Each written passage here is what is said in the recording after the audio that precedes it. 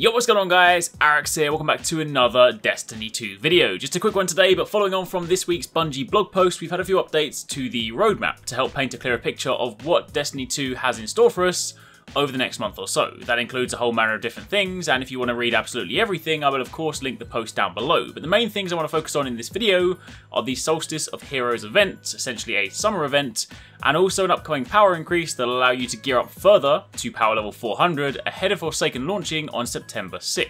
So, for those of you that perhaps missed the information, haven't had a chance to catch up, or perhaps have been waiting for a reason to jump back in, then let's quickly go over what you need to know. Of course, if you do enjoy this video, then a like would be super appreciated. And also, if you guys want to grab the newly released Arekkz Gaming t-shirt, the Wyvern King design you see here, then you can do so by visiting the store. That is linked in the description box down below.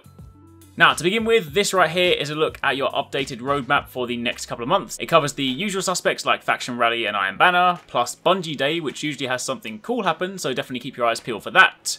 But if we look ahead to July the 17th, update 1.2.3 will deploy. Now, this will have your usual array of fixes in, and there's a whole slew of Crucible changes too, but what I want to focus on here are the raids. As part of update 1.2.3, the raid Lairs, that's the Eater of Worlds and the Spire of Stars, both of those will be getting prestige difficulties, giving you an even greater challenge to pursue, and this time it's actually going to be worth it. See, this is going to be your first chance to gear up even further in preparation for Destiny 2 Forsaken. By completing the prestige difficulty raid Lairs, you'll be able to net yourself some 400 power level weapons, which will naturally help make the Lairs themselves easier, but also allows you to get even more ready for September. The way it works is that anytime you complete all encounters in a prestige raid lair, either Eater of Worlds or Spire of Stars, you'll be guaranteed a 400 power raid weapon. But more importantly, this can be any raid weapon. It doesn't have to be a weapon typically associated with that lair.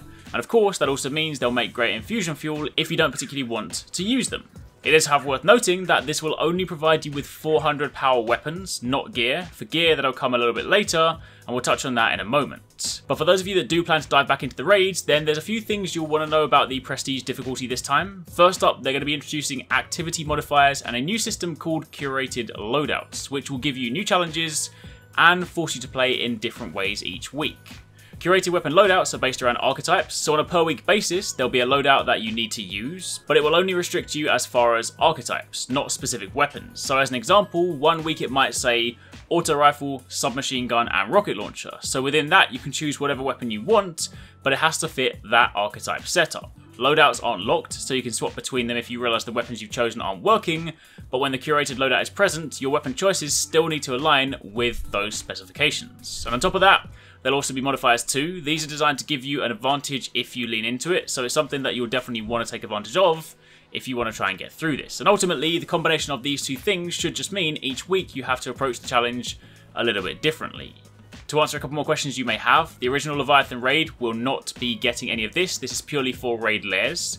And the prestige difficulty won't change any of the raid lair mechanics. The combination of these new modifiers and the curated loadouts alongside these stronger enemies is where the challenges will arise. So, for those of you that want to do this and start working towards some 400 power weapons, July 17th, when the patch goes live, is when the prestige versions should be live too.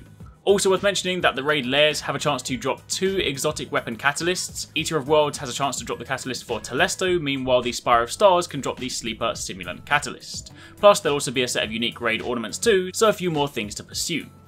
However, that's not all. I mentioned 400 power gear too. Well, if you return to the roadmap, you'll see that on July the 31st, there is the Solstice of Heroes event. This is the summer event, and it's designed to let players celebrate their accomplishments and earn new rewards. We'll find out more about it as we get closer to the end of July, but one thing we do know is that through this event, we'll also be able to obtain power level 400 armor. So that paired with the power level 400 raid weapons will allow you to hit that new power cap and be ultra ready for Forsaken, if you wish. Keep in mind, Forsaken will still allow you to jump in from your current standpoint, so if this isn't for you, don't think you're going to be locked out come September, but for those of you that want to jump in and be as ready as can be, then that is what's coming up.